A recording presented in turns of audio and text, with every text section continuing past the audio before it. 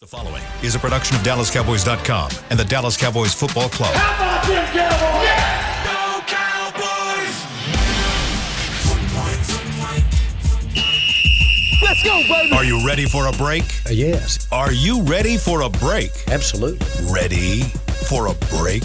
Yeah, and so much for that. It's time for The Break on DallasCowboys.com We were on the break! with Nick Eatman, Brian Broaddus, Ambar Garcia, and Derek Eagleton.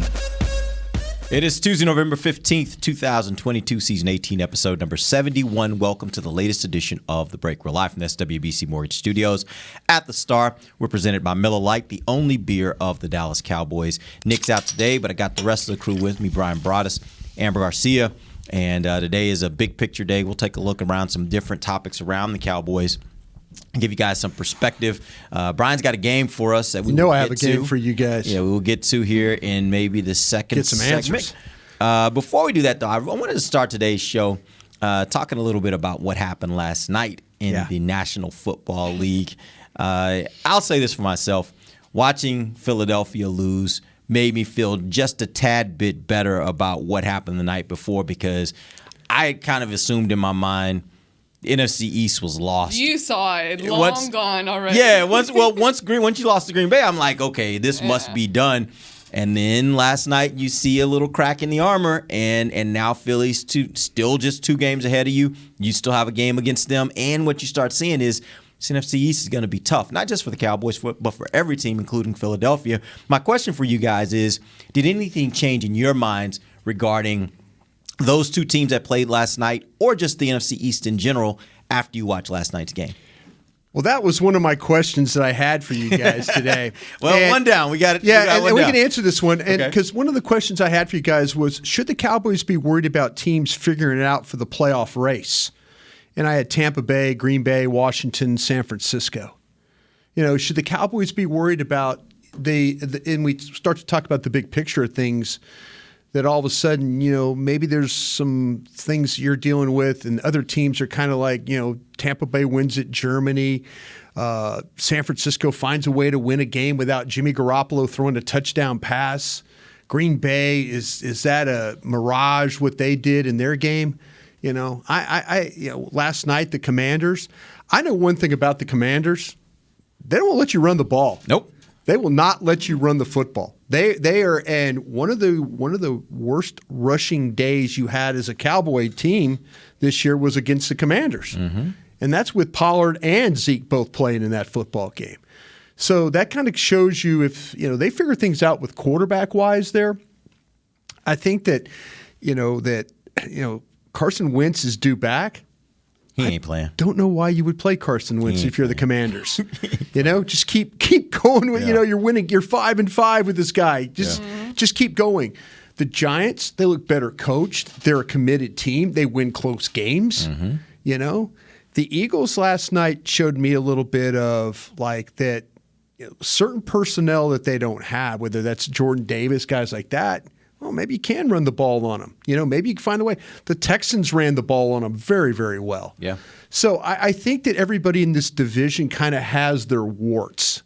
I think they all have their if we could overcome this, we'll be okay. But can we, or is this the fatal flaw that's going to knock us out of the division race or the playoffs? Yeah, and the Eagles have been playing really good, but they had it coming. I didn't think it was going to happen last night against the Commanders, but it did, so that was good. But, we talked about when we were about to face the Eagles, Brian brought up the whole point of how they perform in the second half, and I think that has been a trend that they kept up with. Yeah. It's just they just don't perform as well in the second half for whatever the reason. And the thing is, we're getting to that point where, yes, teams are starting to figure out other teams. And that goes back to us, the Cowboys. And that's my biggest concern is now on defense.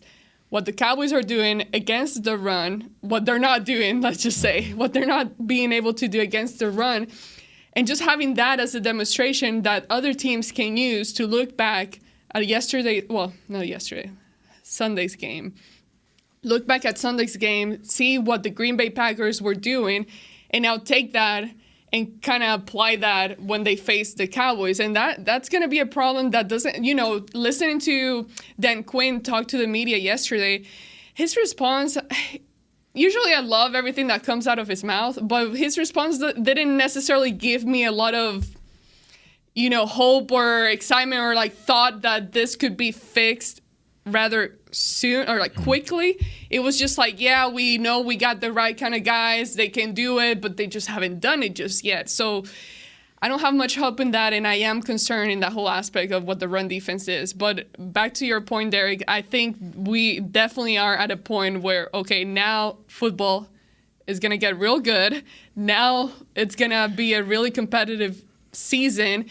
And the Giants, Ryan, you mentioned them, and it's crazy because it's not just catching up to the Eagles and beating them, it's also the Giants. And now, you got the Commanders. I don't think they'll rise to the top, but they're making it competitive as well. The hope you have that you can figure it out is really what happened with the Commanders last night and what happened to them several weeks ago when they played the Eagles before.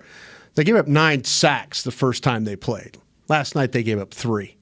They figured out that okay, now this is how we pass protect. Maybe it is the quarterback. Maybe it's the running game, having Robinson back. Maybe it is Terry McLaurin and those guys, Dotson on the outside over there. Maybe all those things. But that gives you hope. If you're a team that's looking like we couldn't pass protect the first time we played these guys, and to really only give up 3 sacks, I think that's pretty. That shows you that they kind of figured a little something out there about playing the Eagles. Yeah, I'll throw this out. I heard last week Jimmy Johnson was giving an interview, and he said something really interesting that I think for me was validated last night. What he said was, if you notice how Philadelphia goes, to your point, Brian, how Philadelphia kind of plays well in the first half, and then it seems like they run into this brick wall. He said that offense is so unique in what it does. It has been, what his thought is, it's been taking teams that first half to kind of figure out, after watching it, after playing against it, to kind of figure out, okay, here's what they're doing, here's what we need to stop. And once that happens, in the second half, teams have played a lot better against him. He said he'll be the interesting part is, what happens when teams get a chance to play him a second time? Mm-hmm. Yeah. That's what we saw last night. Washington got a chance to play them for a second time, and they didn't look near as lethal as they looked the first time. That's the part where he was like, I don't know if I'm buying into this Philadelphia team because they have a gimmicky type of offense. And when you have a gimmicky type of offense, it can work for you for a while. At some point, teams catch up, and that's what we'll have to watch over these next several weeks. And as you said, Amber, maybe the same thing can be said about the Cowboys' defense as well. Like it kind of is all predicated on their ability to get to the quarterback. Well, if you take that part out of the game, does that now kill you because you can't stop the run? Now is when football gets really, really interesting, as you mentioned. So here's the question for you guys.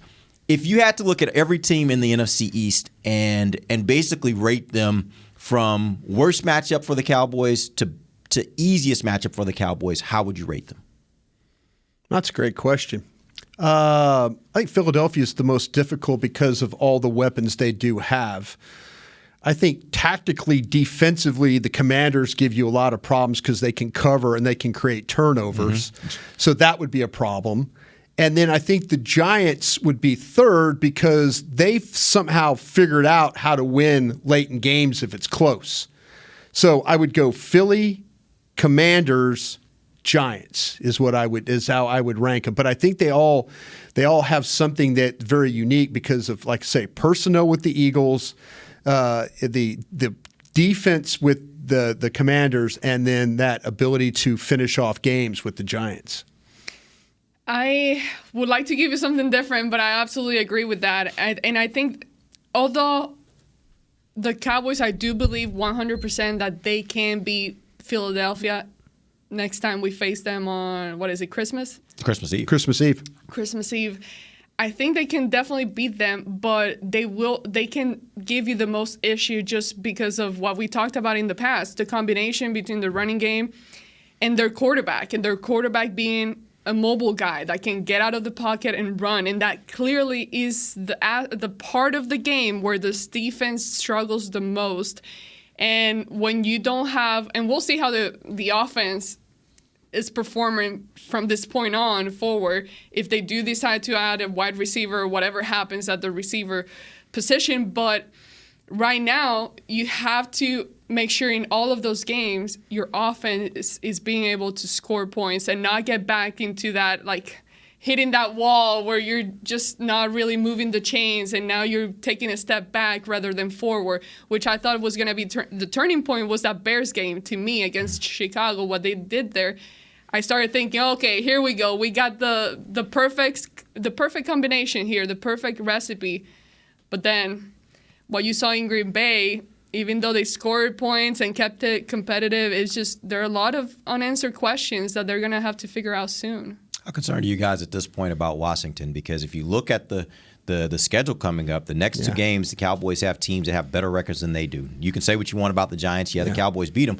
Right now they have a better record than they do. Obviously, you got to play the Minnesota Vikings this week. That being said, how concerned are you that Washington's not far off you? They're a game and a half behind you at this point. How much concern? I'm very concerned because I think they're good defensively. I think that they've got Chase Young back, and I think that helps them in a lot of ways. And their secondary, I think they find ways to cover it. They have a lot of confidence in this quarterback.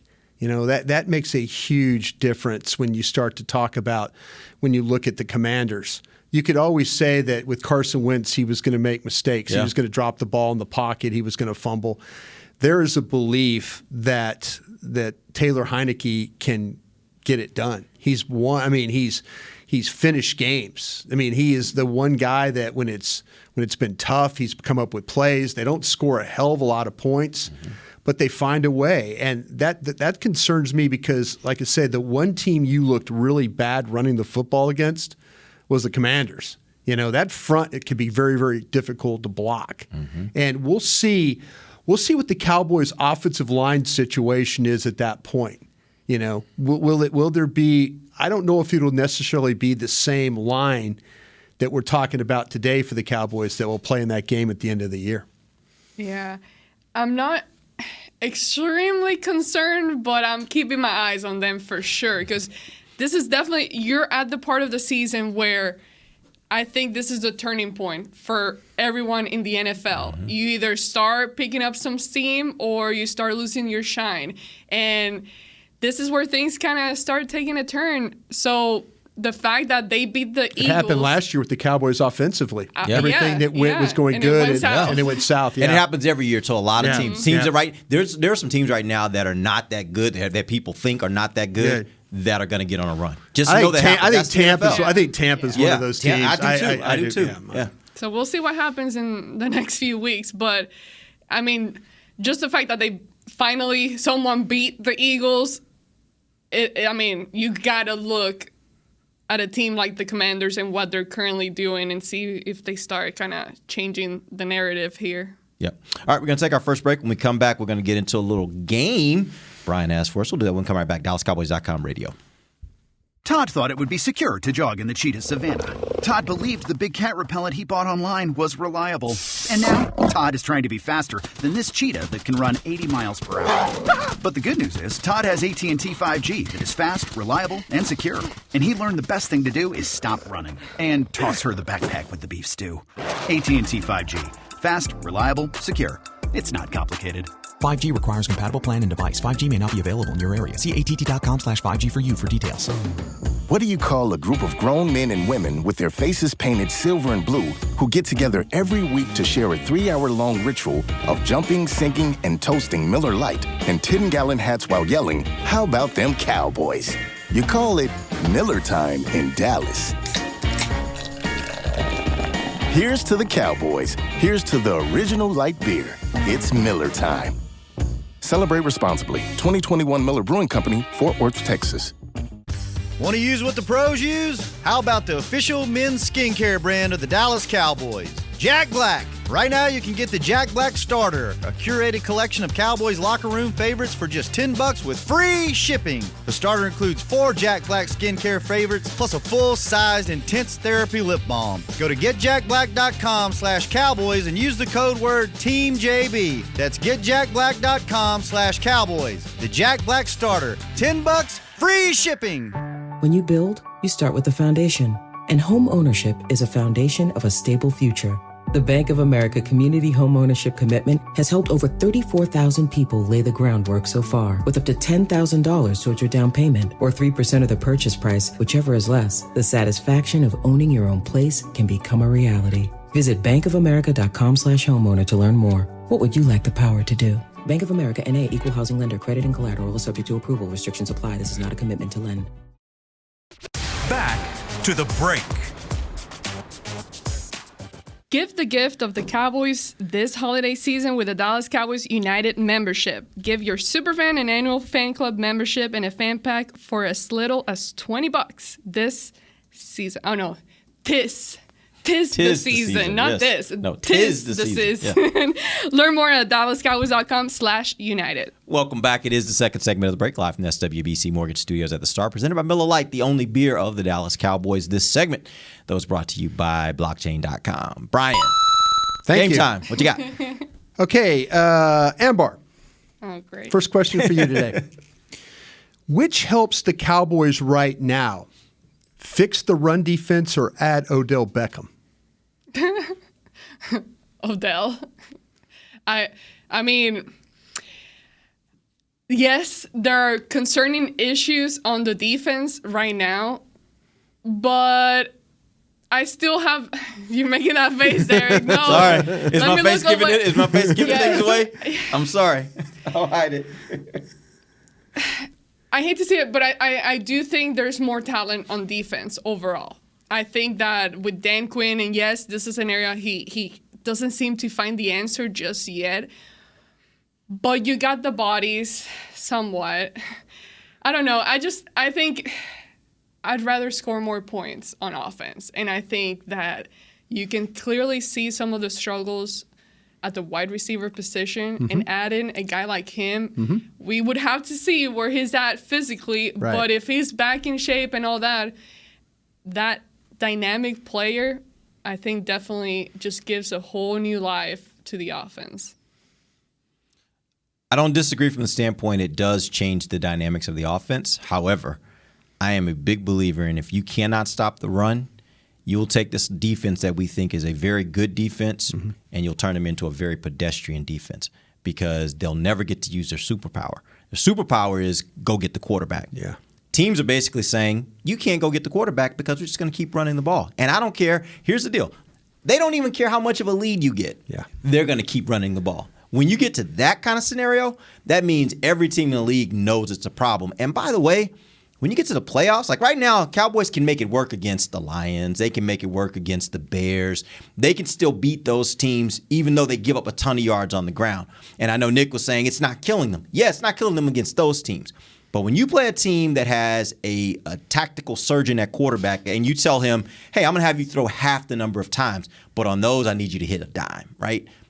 They Like what Rodgers did the other day. They can do it. And they can do it like, oh, we're going to run the ball all day and then I got 10 plays. I got to actually just like make that perfect pass. And by the way, in those 10 plays, most likely the defense is not ready for it because you've been running it. So they're all just frazzled trying to figure out how we're going to stop this run, And then before you know it, bam, receiver passed you. That's why you get those receivers open. I just think this is a big, and I've been saying it since week 3. Yeah. The Cowboys need to learn how to stop the run.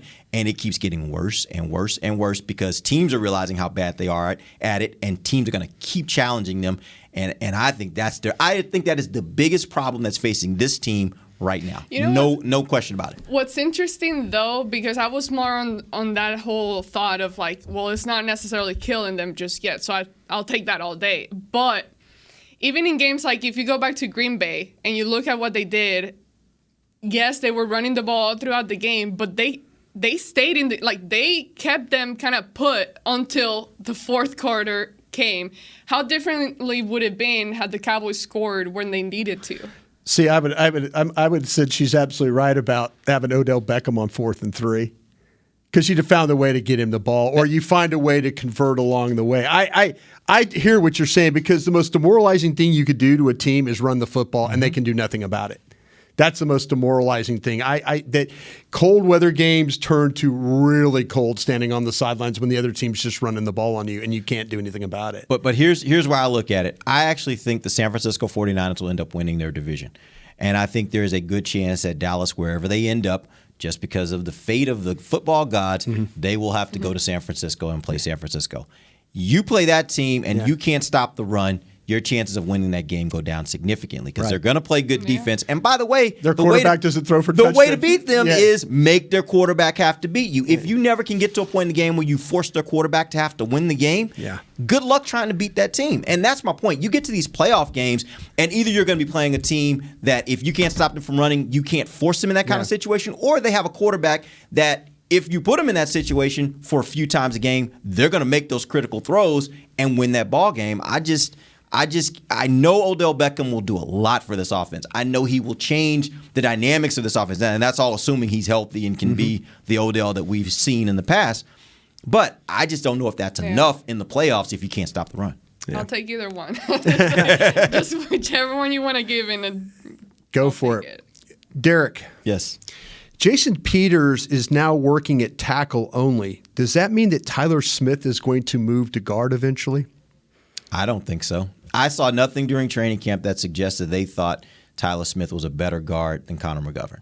And so that makes me think unless they've seen something at tackle that translates to guard, which that's hard to do when he's been playing tackle. And I think, by the way, Connor McGovern has played pretty well. This last game, he had some miscues, but all the plays, not just the two. Looking at the whole season, I think he's had a really good season. I don't change that. I personally don't change the offensive line. But that all being said, if you're going to put Tyron back in, that means to me that Tyler is going to the bench. It's my personal opinion. Ooh. So you're saying he's not going to play at all. He's going to go to the bench. If Tyron Smith comes back, he's a backup player. Yes, if he's going to be one of those two guys is going to be a backup tackle, in my opinion. I just don't see a scenario where you flip him out when he hasn't shown during training. Like, they wanted him in that spot, and he couldn't take McGovern's job. And McGovern has played well. Good point. Ambar, Jason Peters working at tackle only means that Tyler Smith is moving to guard. Your opinion on that? No, I think I agree with Derek. And the thing is, we're not looking at Connor McGovern as a young player anymore, but he still is. He's still a young player. So I think ideally, you want to keep your guys where they're at and not or try to make the least changes as possible in the line because that changes everything. The moment you change someone out, the dynamic changes. You're not really working anymore with the person you've been communicating with the whole time. So even though they practice with each other all the time, I could see it happening, but I don't think so. I don't think so that they'll move that. They'll just maybe sit. I asked Stephen Jones this question about, because there used to be a time, Stephen always talks about continuity and the best five and all that and playing it that way. The fact that they were interested in moving or getting Jason Peters and giving him reps at guard and letting him play guard and shuffling guys in and out, I think they're going to move Tyler. I don't know this. I'm just saying this from what I'm reading the tea leaves here, as they say. I think with Peters working at tackle, that's going to back up Tyron Smith. Yeah. And then they're going to focus on, and then McGovern is going to back up Tyler Smith, or at guard. What have you seen from McGovern? What have you seen from McGovern? It's not bad. It's not bad enough to pull him out of the lineup. But I think they also want Tyler Smith to play. I think they really do. I think they're like, listen, we can get him work at tackle, we get him work at guard. The majority of training camp was at guard. You're right. He didn't beat McGovern out, but I could see them saying, no, we need him playing. We need him playing. And or they could just say, we're happy to have Tyron Smith back, but he's going to be a backup. See, that's the way I look at it more is, we were talking to See, Nate. by Peters moving now, taking work at tackle, that's what gave me that thought that they're going to move Tyler Smith. Yeah. So I don't know. That's just kind of where I was at right now. The thing that I always think about, or not always, that it just comes to mind when talking about this, is professional players that have way more years of experience. For example, Zach Martin. He can definitely play both positions. Right. We saw him do it, but the fact that he voices, no, this is where I want to be type of situation. We heard it even back in the day with La'el Collins when he's like, no, I don't want to play there. I want to play here. So we've heard it with guys like that, and it leads me to think, okay, what's really the difference here between the two positions? Like, So taking that, I don't know if I'm making any sense. No, but you are. taking those words into like, okay, the scenario now with the younger player, what makes me think that a younger player would be comfortable doing that when a veteran guy with years and years of experience, because the rookie player has no say.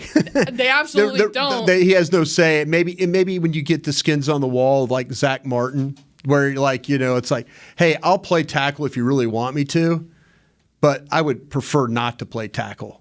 The kind of thing. It's They'll play wherever they need to play. Yeah. But my thing is like performing. Can he give you what you need level-wise? Like, can he give you the type of game that you're looking for when you move him from tackle to guard and vice versa? Yeah. I don't know. No, I see exactly what you're saying. Okay, Ambar. Are you going to see more big games from CeeDee Lamb, or was that just a one-off? I hope we do see big games from him. I don't think it's a one-off because we've seen him. I think we all agree that he has the talent. He can do it. It just hasn't been consistent. And it's either him or maybe it's the pass from the quarterback. So it's just getting on the same page. It's not like it's all on him or all on the other guy. It's been a combination of both things between him and whoever is at quarterback, whether that was Cooper Rush or Dak Prescott now. So I think if the season heads and takes a turn to the right way for the Cowboys, they can finally start clicking on offense and he can start shining as a receiver. But I do think he needs the help at number 2 as well. Michael Gallup needs to elevate his game as well for him to be more successful. It depends. What do you call in a big game? Because obviously that was a career day, 11 for 150. Well, I said games. I said games. I don't know that he's going to do that all the time. 100-yard games. Yeah, 100-yard games. Okay, let's say somewhere between 90 and 110 every week. I think you're going to see – it depends on how the Cowboys play it. If the Cowboys continue to want to run the ball, which they should, this last game they got out of whack. Right. That's why his numbers were up, in my opinion. That's not what they should be doing, and that's not about CeeDee Lamb. That's about the quarterback, and that's more about I want to limit the amount of times I'm asking him to throw, and I want to run the ball more. If that happens, I think where the sweet spot is for CeeDee Lamb is 5 to 6 receptions, 80 yards, and a touchdown. Like that's where his sweet spot should be. And if he's doing that, to me, that's probably a better recipe for this team for success than him putting up those 150 yards of losing. Yeah. That means to me, if he's putting up those kind of numbers, in most instances, that means they've been throwing the ball way too much, and I don't want to see it. Yeah, and I don't necessarily want to see that. I think their success this year has been about running the ball, play good defense. Yeah, I think you got that right. Okay, my final question for you guys here on this one, Derek. Has Dan Quinn been masking problems all year and opponents are starting to figure it out on defense? I don't know if he's been masking it because we've been seeing this all year. Okay. I actually think it's just getting worse because teams have just decided, oh, yeah, what they did, we could do the same thing. And so I don't know if he was masking it so much. I just think that teams have figured out this is how you beat Dallas. This is what you do. At least this gives you the best chance to beat Dallas, and then you go in and see if you could do it. But if you can run the ball, you got a shot against Dallas. Ambar, has he been masking the problems all year? I wouldn't use the word masking per se. I would just say it is what it is. It's the fact that it hasn't, like, going back to that, it hasn't been killing you. You've been better at other things. You've been better at pressuring the quarterback, and that has been the part that has shined from your game, is pressuring and maybe getting some turnovers as well. That kind of has dropped down a little bit. I hope they can get better at that again. But I don't think it was more masking. It just was the fact that it wasn't necessarily being as exposed, and now teams are taking advantage of that, which now reflects more on what you see happening on the game. I think you both made great points on this. I think Derek, the point you bring up about teams are like, listen, we can run the ball and just stay with Dallas, because offensively, Dallas, they might drive it on you one time, they might drive it on you 2 times. they can't drive it on you 3 or 4 times. They will make mistakes along the way. They'll get a holding. They'll get some type of penalty. They'll have a turnover. That's how you play Dallas now. You sit there and you say, okay, fine. They can't stop the run. That keeps the pass rush off us. Keep the game close. If they have to drive at the end of the game to go win the game, they probably can't do it because they can't get out of their own way with a penalty or turnover. Mm-hmm. So, yeah, it seems like to me a really good way to play Dallas right now. And I think there's some things. I think Dan knows that his defense can't play toe-to-toe with anybody right now against the run. So you see him with the movement and the twists and things like that. And some of those things have been problematic for them. Like that. I mentioned it yesterday. The touchdown run that Jones had, where he was really untouched, was a twist stunt that wasn't executed. And that's Dan Quinn saying, "Okay, I can't play these guys straight up. Mm-hmm. I have to do something different here." And then his players not execute well enough. So I don't know. I'll think of another word other than masking though for the radio this afternoon. Yeah, I'll tell you this. I look at what I thought of this team and how they played defensively early in the season. They have been far less impactful, I think, as the season has gone on. And I think that's all about the fact that teams have said, we're just not going to allow you to rush, to do what you do best, right? Yeah. And by the way, that needs to catch up with the guys in the locker room. And what I mean by that is those coaches need to tell them, guys, and I think McCarthy said it in his press conference earlier this week, rushing is a privilege. Yeah. You earn that by stopping the run.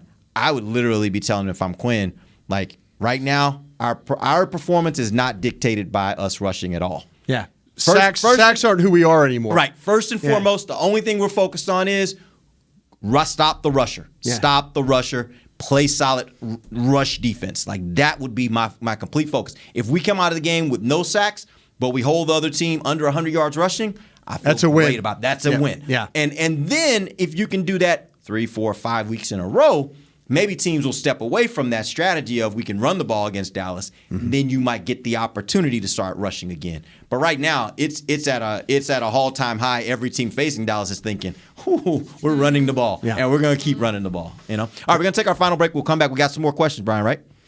That's it. That's it? We got some more. No, that's it. All right. I thought you had something else going on. We can do some other stuff. Okay, cool. We'll take a break. We'll come back. It's DallasCowboys.com radio. The season is finally here. For months, we've been gearing up to win.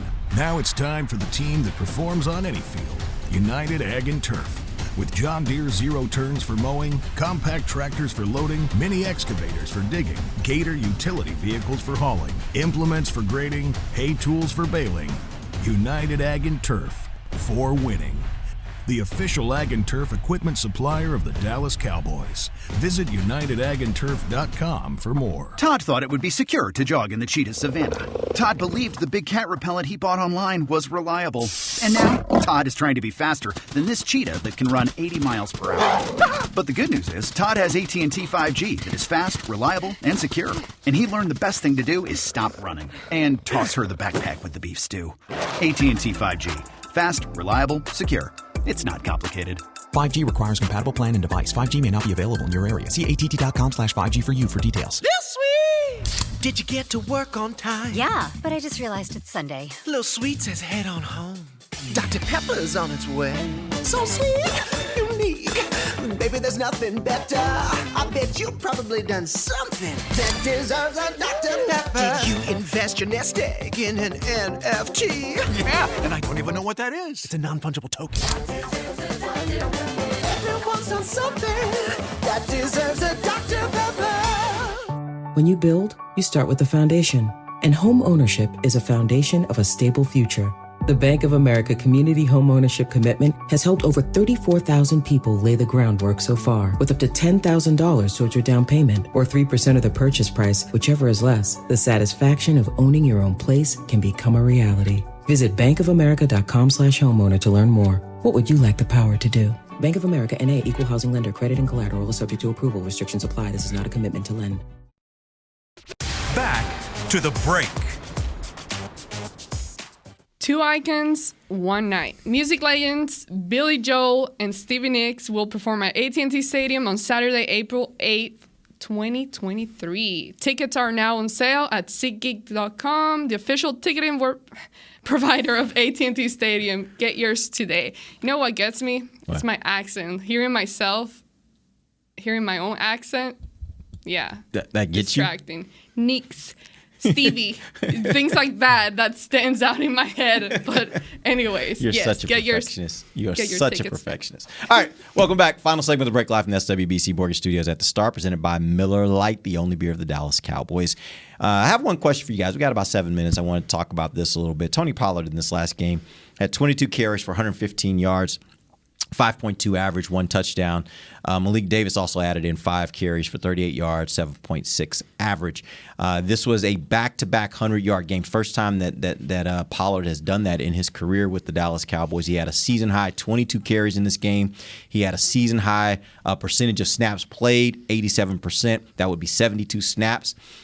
Are there still questions in your mind about his durability or his ability to carry the full load? Wish they'd have handed it to him about 8 more times in that game. Right? Even though Malik did a nice job. Me personally, as bad as the Cowboys' run defense or as in question as it was, I kind of feel like that if Zeke would have played that game, Dallas might have won that game. You think they would have run a little bit more? I think the combination of Elliott and Pollard would have they could have wore these guys down and kept their offense off the field from running the football. Maybe that's something, too, you have to think about. Instead of keeping explosive offenses off the field, keep the other team's offense off the field from running the football. But I really do believe that they had a really good combination thing going with and Davis, like I said, I thought Davis stepped in. The thing that was a little disheartening is because they ran a play with him, and I mentioned it yesterday, I'll bring it up today, right before Dak's interception where the spacing problems were, with Schultz and CD, that interception there in the red zone. I mean, they try to run a screen to Malik Davis, and, it's like, oh, maybe you're catching him a little bit off guard, but you're kind of feeling like that maybe if Zeke or Pollard was in there, who plays a lot more, that has a little bit better feel for how to fake and then kind of leak into the flat. Maybe that's a completion that gets you down to the goal line, and now you're not throwing the ball. It's not 3rd and 11, and you're not trying to force a pass. So I think that that's a really interesting take, because I don't. I'm trying to visualize it, but I can't fully buy into that idea that if Zeke was in there, well, how different it would have looked. Well, to me, sometimes when you have players that like Zeke and Pollard get those reps all the time, they work the screen stuff and things like that. So maybe it's a little bit different feel. It's experience. Oh, he'll be better. Malik Davis will be better next time if they run a screen, because he'll okay, well, I can't go that far up in the line. Mm-hmm. I got to leak a little quicker. I don't have to get a block here. I got to just, his whole thing is be available. Don't get caught while the blockers are all out front and then you're trapped back inside. Veteran players kind of have an escape route in their mind because they've run these plays enough that all of a sudden Zeke's like, okay, I'm going to flash like I'm going to block, and then I'm going to go. I'm not going to get caught up in all the mess trying to help. And I think that's how I think the play, sometimes sequence of plays lead to others, and you're like, damn it. Well, the Packers, they had an opportunity on the strip sack by Tank. They ran a route, and they got guys wide open. I mean, literally, if Rodgers can get the ball out, it's a touchdown. Mm-hmm. They had 2 guys wide open on the play. And it just shows you how these plays, when you call them, the idea is absolutely right. The execution of it is, but yeah, to your question, Pollard, no questions about his durability at all. No questions. I will say this, in the final touchdown drive that the Cowboys had, Malik Davis, he had some really good runs in that drive. He had some really physical runs. He had a 5-yard run to start the possession. Yeah. Then he had a 17-yard run. Right. Then he had a 14-yard run later in the possession, right before the 35-yard touchdown pass to CeeDee Lamb. Yeah. And it made me think they maybe should have, if you wanted more running, maybe you should have been using him a little bit more throughout the game rather than going so heavy on Pollard throughout the game and then waiting until you get to that situation or that point in the game to really use him. I would have maybe used him a few more series in the game where you kind of get him out there and just kind of give him the ball, keep giving him the ball and see what happens. They had a vision for the player. They did. They were one of the few, when you watch tape last year, you're like, wow, this guy's in a rotating system. He doesn't get very many opportunities to carry the ball at Florida. He catches the ball okay. I mean, all right, pass blocker. They had an idea of what this kid was like, and we saw it in the preseason. You know, the more they handed it to him, the harder it was for defenders to have to deal with. He's him. a handful. Yeah, he is. He's an awesome player when it comes to the physicality that what he plays with in a game. Yep, and that's where I think they could have really used him a little bit more in this game, because I do think when you get into cold weather situations, I think having those kind of bruising backs, Amber, you said it before the game, like it hurts a little differently in the cold, right? Yeah. And taking on a guy like that's more of a bruiser, I think it's a little harder mental challenge to step in front of that freight train and try to make a stop when that guy's coming at you. It's one of the things we'll be looking at when the Cowboys play Tennessee in late December, right? The Cowboys are in a situation where you can see that with the other opponents, and then the running, when especially the ball goes to the perimeter. Yeah. You see how much people are really interested in making those tackles. No doubt. All right, we appreciate you guys joining us. We'll be back on tomorrow. We'll get into next game. Cowboys will be facing, where am I right now? Who Vikings. got Vikings, yeah, Vikings. Minnesota. Cowboys plays the Vikings. So we'll get into Vikings offense tomorrow against the Cowboys defense. You guys need to go back to Manny's. Yeah, right. We do, actually. That's a good idea. Yeah, go get your reservation. That is a really good idea. And I'm hungry right now anyway, so that's really a great idea. All right. For Brian Broaddus, Amber Garcia, I'm Derek Eagleton. This has been The Break, live on DallasCowboys.com radio. This has been a production of DallasCowboys.com and the Dallas Cowboys Football Club. How about this, Cowboys? Yeah!